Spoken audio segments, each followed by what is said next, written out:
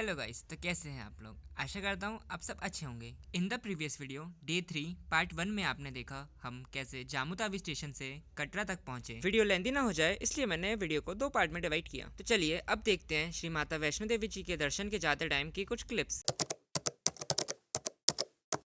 Finally अब हम तैयार हो गए हैं रेडी। अब निकल रहे हैं भाई वैष्णो देवी की चढ़ाई करने के लिए और मिलते हैं अब आपसे आगे। और यहाँ पे हमारा ना वीडियो अब स्टार्ट होता है, तो चलिए अब स्टार्ट करते हैं हमारा वीडियो। Let's go.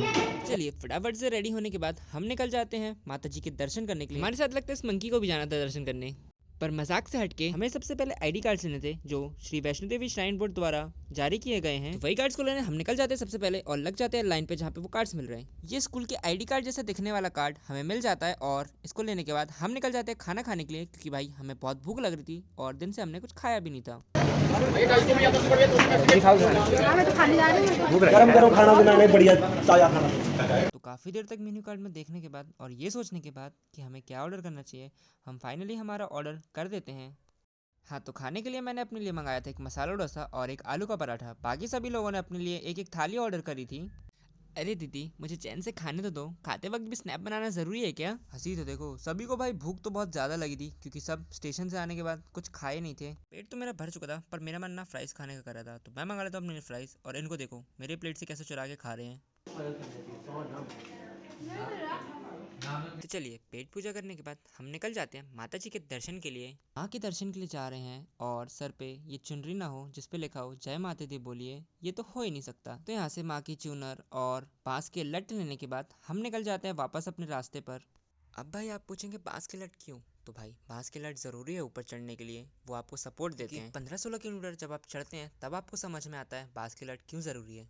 तो फाइनली यही है वो द्वार जहाँ से श्री माता वैष्णो देवी जी के पास हम जाते हैं। तो यहीं पर आपको और आपके पूरे सामान को चेक किया जाएगा, तभी आपको आगे जाने मिलता है। तो फिर क्या था, हम भी बढ़ते हैं आगे और लगते हैं लाइन में और करवाते हैं अपना सामान चेक।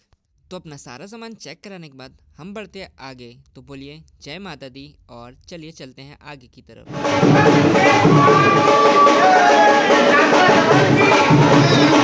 काफ़ी देर चलने के बाद हम रुकते हैं थोड़ा रेस्ट करने के लिए और ये जो सामने आपको नदी दिख रही है ये है बाणगंगा नदी।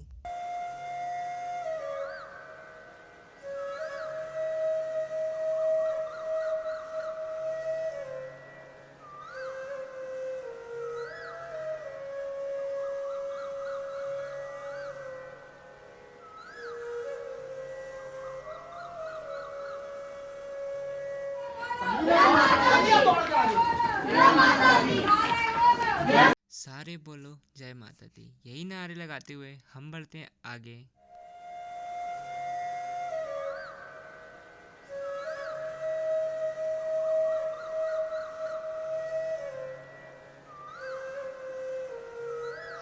काफ़ी थक गए थे हम पर हिम्मत नहीं आ रहे थे, लट लेके बढ़ रहे थे आगे। और ये देखिए नज़ारा रात का वैष्णो देवी जी का।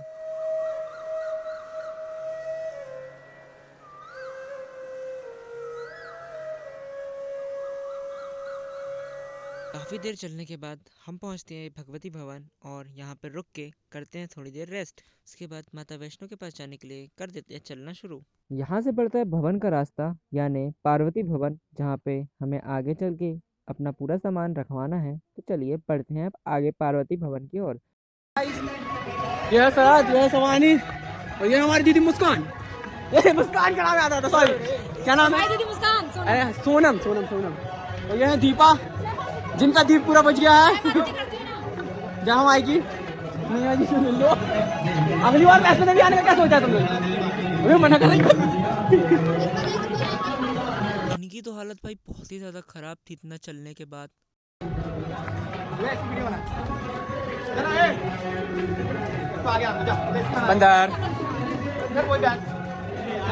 चलिए काफ़ी देर चलने के बाद हम पहुंच जाते हैं पार्वती भवन, जहाँ पे लॉकर में हमें अपना पूरा सामान रखवाना है और प्लस जूते चप्पल भी यहीं पे उतार के जाने हैं। तो चलिए अब मिलते हैं आपसे माता जी के दर्शन करने के बाद। फ़ोन तो रखवा दिया था लॉकर में, वीडियो तो बना नहीं पा रहे थे। तो अब मिलते हैं माता के दर्शन के बाद।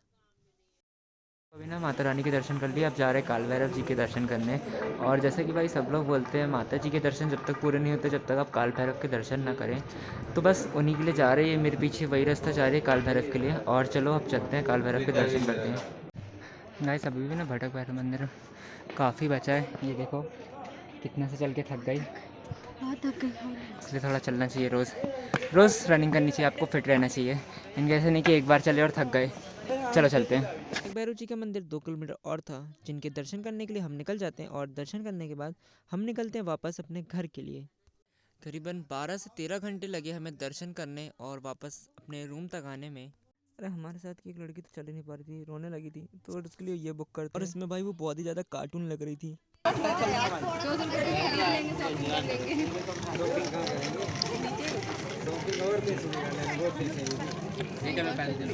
चलना है तुमको?